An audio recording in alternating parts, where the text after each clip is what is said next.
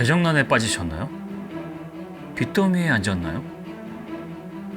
컨설팅 회사 라이징선이 여러분을 도와드립니다. 대책을 세우기엔 너무 늦었나요? 도망치거나 자살하는 길밖에 없다고요? 역시 라이징선에게 맡겨보세요. 절박한 사람들에게 새 삶을 시작할 수 있도록 돕습니다. 1990년대 방영된 TV 드라마 야반도주 사무소에서는 절망에 빠진 사람들의 야반도주를 돕는 컨설팅 회사 라이징선이 등장합니다. 야반도주 사무소는 투기 광풍이 불던 도쿄 주식 급락을 시작으로 부동산 폭락, 경기 침체, 디플레이션을 겪으며 맞이한 일본의 잃어버린 10년이 배경입니다. 그리고 야반도주 소재는 드라마 픽션이 아닌 실제 일본에서 벌어진 인간 증발을 다룬 논픽션입니다. 버블 경제 시기에 불황이 지속되자 서민들은 대부업체에 돈을 빌리기 시작했습니다. 당시 셀러리맨 대상 소액 고리대금업인 사라리만 킨유가 사람들 사이에서 퍼져나갔고 대부업체들은 야쿠자와 손을 잡으며 연 100%가 넘는 이자율을 적용했습니다. 사람들은 눈덩이처럼 불어나는 이자를 갚지 못했고 야쿠자의 협박이 견디지 못해 결국 야반도주라는 극단적인 선택을 하게 됩니다. 잃어버린 10년. 1980년대 일본의 주식과 부동산 시장이 형성된 거품이 꺼지기 시작한 1991년부터 2002년까지 이어졌던 극심한 장기 경제 침체 기간. 그 당시 일본에선 어떤 일이 일어났길래 그들은 극단적인 선택을 한 걸까요? 일본은 1986년부터 1991년까지 주식시장이 고평가되어 소위 거품 경제 기간 동안 부동산과 주식 가격이 폭등했습니다. 1989년 일본의 주가 버블 당시 주가 수익 비율, 즉 주당 순이익과 주가의 배율은 무려 67에 이를 정도로 버블의 정점에 달해 역사상 유례를 찾기 힘든 주식 버블이 출현했죠. 결국 공격적인 금리 인상과 공급 과잉의 영향으로 1990년부터 일본 자산 시장이 무너졌습니다.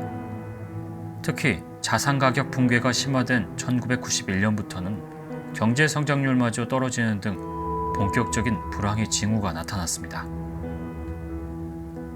1980년대 4.6%였던 연평균 성장률은 버블 붕괴 이후인 1992년부터 2001년까지 0.9%대로 하락하고 말았습니다. 더불어 일본 기업과 가게도 큰 손실을 입었죠.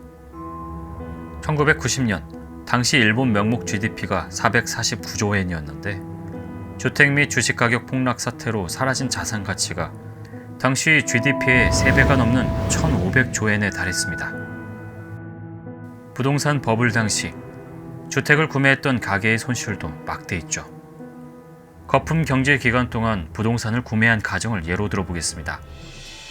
여기 자산 15억에 부채 10억을 가진 가게가 있습니다. 이 가게는 10억의 빚을 얻고 자신의 순자산 5억을 투입해 15억짜리 집을 구매했다고 봅시다. 그런데 1991년 이후 시작된 부동산 폭락 사태로 집값이 50% 하락하여 7억 5천이 된다면 어떻게 될까요? 이 가게의 순자산은 마이너스 2억 5천이 돼버립니다. 바로 이런 치명적인 경제적 타격으로 일본 시민들은 불황에서 헤어나오지 못해 때로는 극단적인 선택을 했습니다.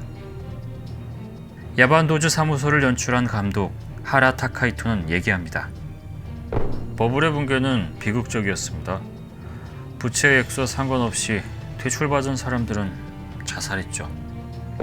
일가족 전체가 자살하는 일도 있었고 야반도주하여 신원을 바꾸고 새로운 삶을 살기로 한 가족들도 있었습니다.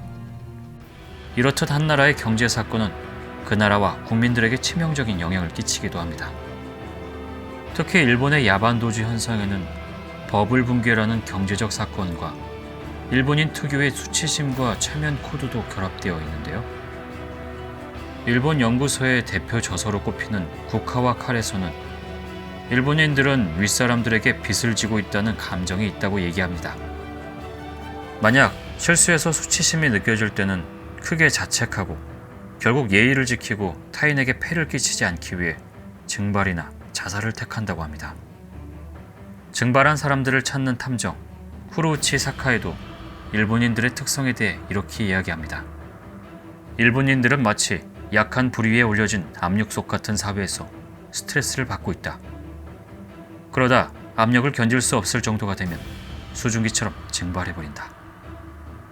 이처럼 한 나라의 특정 현상은 단순히 일시적 발생이 아닌 경제와 문화의 복합적인 특징 안에서 나타난 것이라 볼 수 있습니다. 특히 한 시대를 뒤흔들 정도의 치명적인 경제적 사건의 결과는 서민들의 고통으로 이어지게 되죠. 때로는 우리가 이해하기 어려운 사회적 현상에는 경제 사건의 그림자가 사람들에게 오래도록 드리운 경우가 많습니다. 경제적 사건을 모르고선 그 사회의 내막을 이해하기 힘든 이유는 돈과 연관된 경제 그 자체의 영향은 서민들에게 불가피한 존재이기 때문이겠죠.